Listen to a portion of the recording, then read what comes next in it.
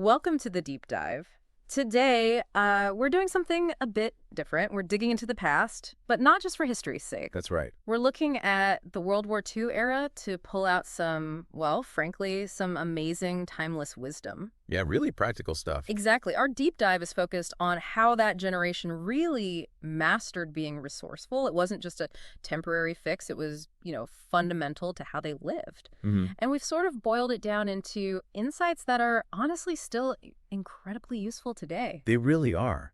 And you have to remember, for people back then, this wasn't about being trendy or eco-conscious in the way we think of it now. No. It was about survival, Yeah.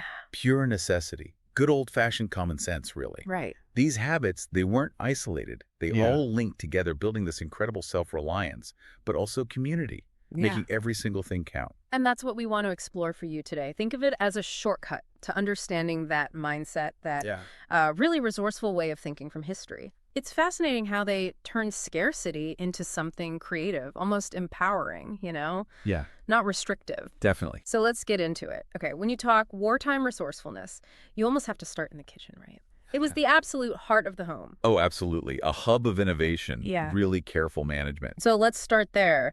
Victory gardens, probably one of the most iconic things from that time. You mentioned how widespread they were, even in cities. They were everywhere. What was the impact of that, beyond just, getting more vegetables? Oh, it was huge. Truly revolutionary for the time.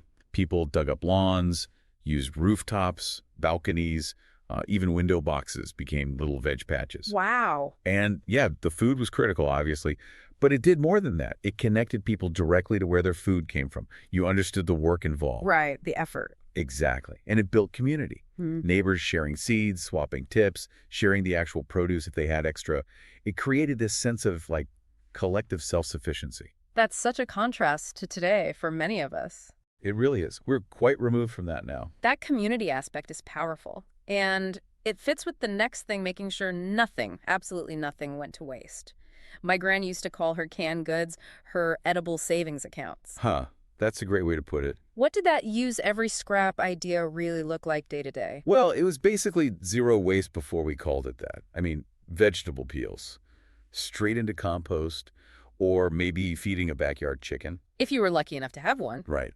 Bones were boiled, then boiled again for broth.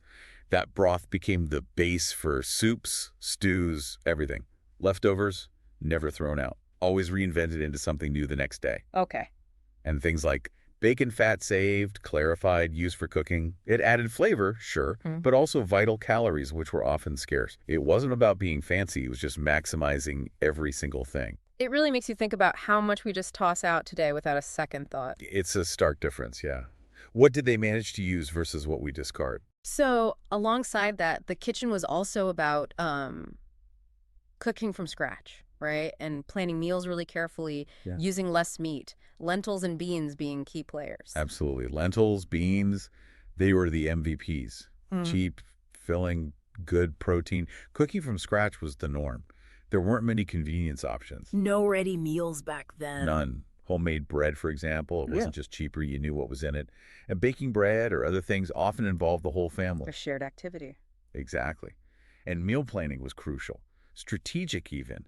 Not just saving money, but making sure you got decent nutrition out of limited rations. Right. We've gained so much speed and convenience now, haven't we? But maybe we've lost some of that conscious connection to our food, where it comes from, how it's prepared. And the community aspect, too. You mentioned sharing meals, or even just sharing ingredients like powdered milk. Yeah, that reinforced bonds, potlucks, but with real purpose, Harder to replicate when everything's individually packaged. Yeah. That deliberate approach, that intentionality, it definitely went beyond the kitchen. Let's shift to clothing and personal care. Fashion wasn't fast then. It was frugal. Oh, completely.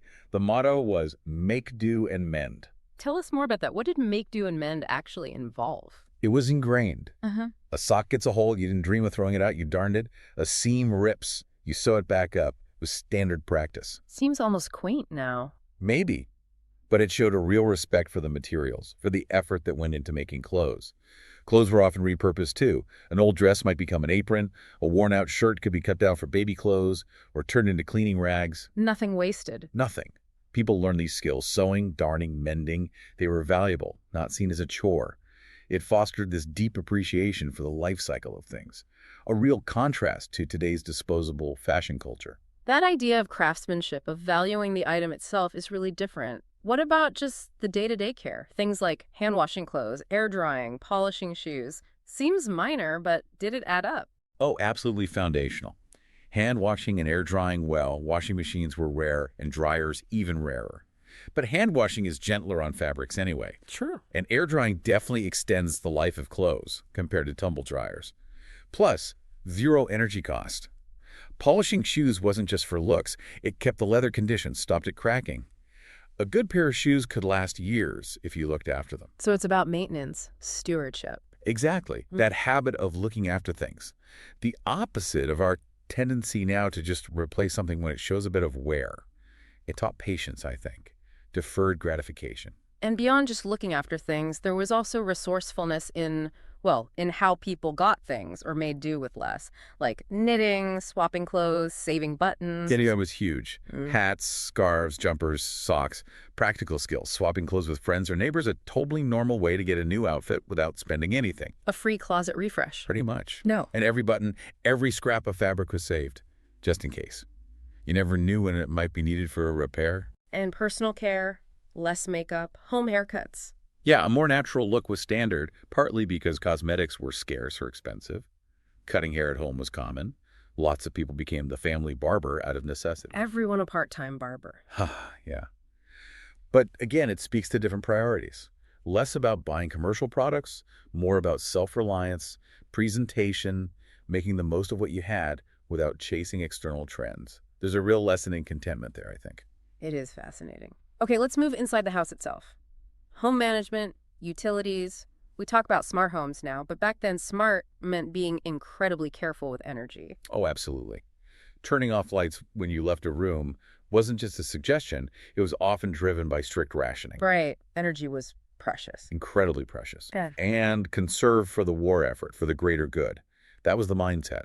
Families would often gather in just one room to keep warm, usually the kitchen, if the stove was on. You can picture it, can't you? Everyone bundled up.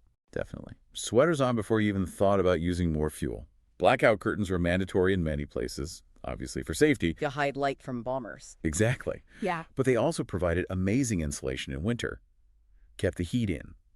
So a dual purpose. It forced this intense awareness of energy use that, frankly, we can probably use more of today. That image of the family huddled in one room really highlights how much modern life prioritizes individual comfort, often at a high energy cost. What about other resources like water? You hear stories. Oh, the bathwater story, yes. That's a classic example. Reusing water was common. Seriously, bath water to clean floors. Absolutely.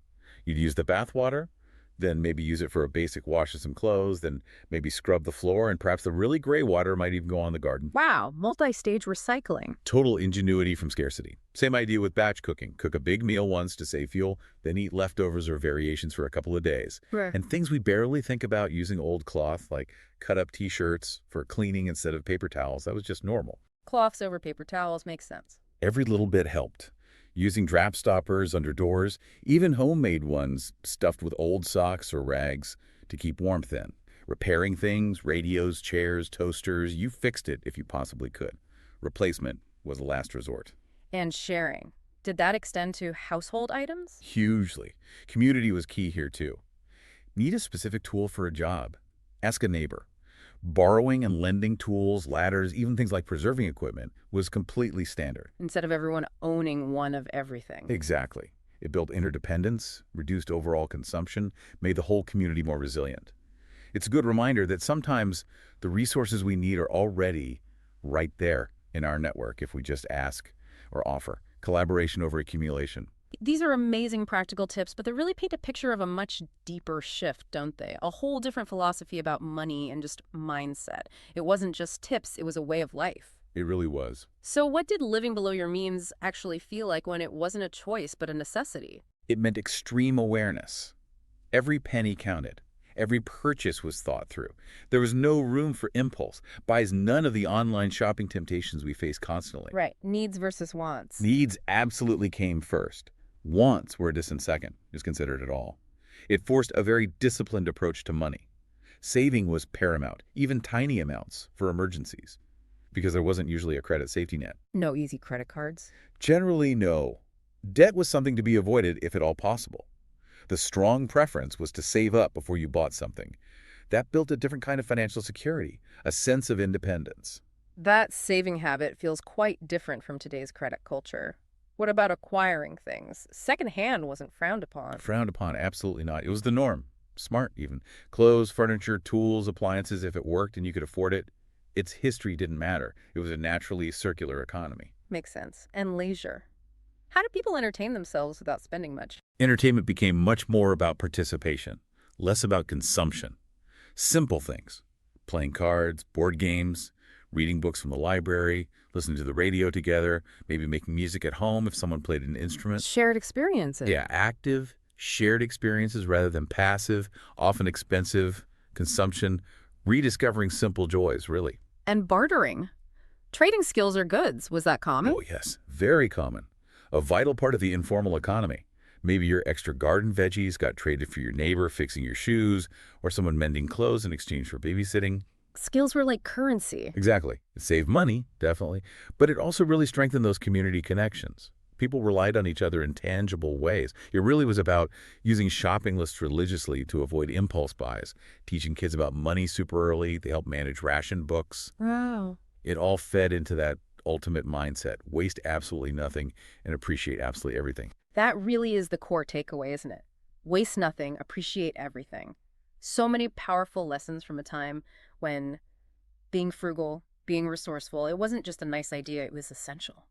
Truly essential for survival, for well-being, making do, mending, growing, fixing, sharing, appreciating what you had. Yeah.